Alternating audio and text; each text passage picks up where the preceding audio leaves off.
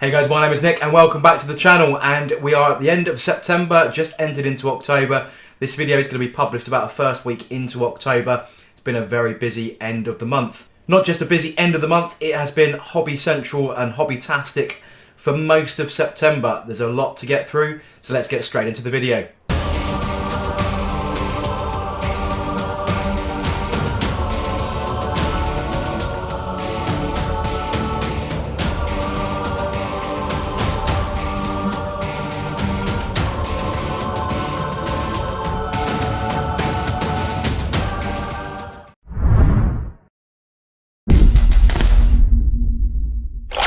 So this month has been all about the Dark Zones campaign, which has just concluded, in fact, just last weekend. I'm recording this on the 2nd of October, but this won't be going live for a couple of days yet.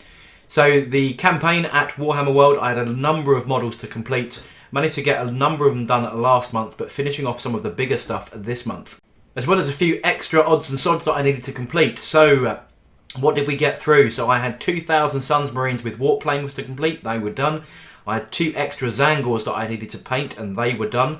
And on top of that, I got the two final big units completed, and that was the Decimator Engine and the Mutilith Vortex Beast. And I'll put a couple of pictures up on screen just as a pretty reminder of those happier times of cranking out some large value units.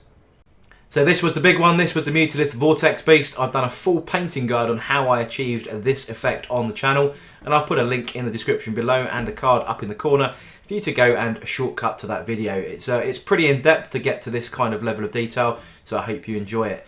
On top of that, I did complete my Decimator Engine with 2 Soul Petards, a complete OTT beast of a model. Really enjoyed painting him though. He's a fabulous kit to put together. Managed to record a video this month on my Hobby Tools Essentials Guide. So I've had a few questions in my comment section for quite a while now about what glues I use, what primers I use. So I thought I'd cover that in an entire video with pretty much every hobby tool that I've collected and amassed over the past 20 years. Go and check that if you're relatively new or you're looking to expand your tools collection. As part of the Road to Dark Stars we were talking about earlier, I did manage to get another practice game in this month, and that was against a Night Lords force, a friend of mine called Tom. And you can see the thumbnail from that epic game. So 1,750 points of pure murder. A great fun game as always, and just a good extreme test of my army versus a close combat specialist terror shock troop army that's looking to try and morale you off the board with casualties and then morale modifiers. So it's definitely a good test to see how those guys came out. If you haven't managed to check that out, I highly recommend you go and have a watch. Also, continuing my in-depth series, this is where I sort of discover and go through every nuance of a particular unit, mainly focusing on Thousand Suns as that's my main force at the moment, and just covering every particular detail of an army unit, what its strengths and weaknesses are, and how to make it more than just that individual data slate. What the best stratagems are, what the best psychic powers to buff them are, what the best aura abilities are to make them super cool. And in this month we focused on the Zangor Enlightened, which have fast become one of my favourite units in the Thousand Suns Codex. So if friends of yours have got those and you're wondering how to go and kill them, go and watch that video. If you're just starting out on Thousand Suns and you want the best units in your army, my personal preference is to get some Enlightened. And finally, the Dark Zones event itself came at the very end of the month, so the 28th, 29th of September. And I'm just putting a few pictures up of some of the more epic scenes from the event at Warhammer World. And you can see my Thousand Suns forces taking on Knights and Astrum and Atarum and everything else. Fabulous weekend. If you've never been to a campaign event or in fact Warhammer World, what are you doing with your life? Get tickets and get going and meet some great players, have a good time and enjoy the hobby community at its peak. I've got a video up on that, a full vlog. It's about an hour long of my experience of the whole campaign. Go and check that out if you've got a spare hour in your life and you want to put that on in the background and just have a listen whilst you're drinking your favourite beverage. Just to give you a full rundown of how the event panned out. One of the big highlights for me at the event was being nominated for Best Army. There were approximately 120 players, so 120 armies worth of people up there, and being in the final 10 showcase for the best armies. Notice they're in cabinet space number 9, which is more than fitting for Zinch. They actually saved that one specifically for me, which was very cool. But yeah, fabulous to be nominated in really high levels of competition.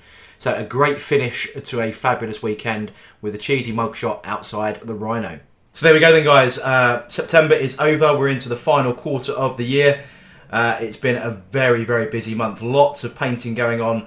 Lots to talk about. Lots of achievements. Lots of gaming. A very, very busy month. Probably the busiest hobby month I've had all year, and probably will be for the remainder of the year, to be honest. But been a fantastic thing. Lots of painting, as I said. Lots of gaming. So from a hobby perspective, it's been win-win. So I'd love to know in the comment section below, how was your hobby September? How much did you get done? So I reckon I painted 210 for the Decimator, 150 for the Mutilith. That's 360. Couple of Flamers, couple of Zangors, probably near enough 400 points worth of stuff. And just for shits and giggles, I did paint a friend of mine's Fire Raptor. So Tom, in that battle report that I mentioned earlier, didn't have his Fire Raptor done, and he said to me, "This is going to be my, my big centerpiece of my army. I've invested a lot of money into my Fire Raptor because it's Forge World. They're not cheap. Can you give me some advice on how I airbrush it? I've bought an airbrush, but I don't really know where to start." So I said, "You know what, Tom? We're really short on time. If I've got time, leave it with me. I think I've finished my army. Let me at least get the base coat down on that for you, and you can go and do the final details." As it happened, I got a little bit carried away, and I said, "You know what, Tom? Do you mind if I just do a bit of weathering on it, just to sort of make the blue a little bit less boring?" He goes, "No, go ahead. That's fine."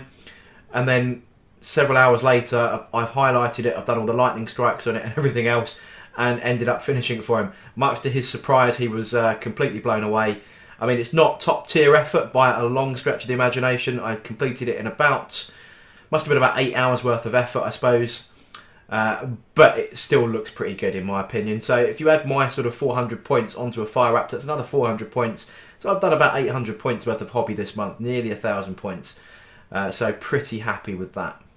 So what I'm going to do is check in next month. I've got to go away and do some calculations and see how far away I am from my 10,000 points in 40k in a year.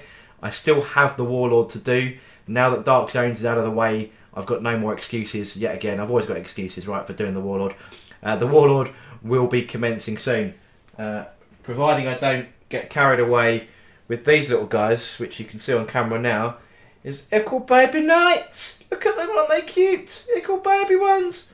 All being painted. Half the force will be painted in my Warp Runners Legion, and the other half I'll paint in a Chaos faction so that they can fight in Adeptus Titanicus games. So I'm not going to really include those because they're not 40k points. So, but still, other bits of hobby have been happening. But I hope you enjoyed this this catch up on the content for September on the channel. If you did, don't forget to like, comment, and subscribe, and I shall catch you guys on the next video.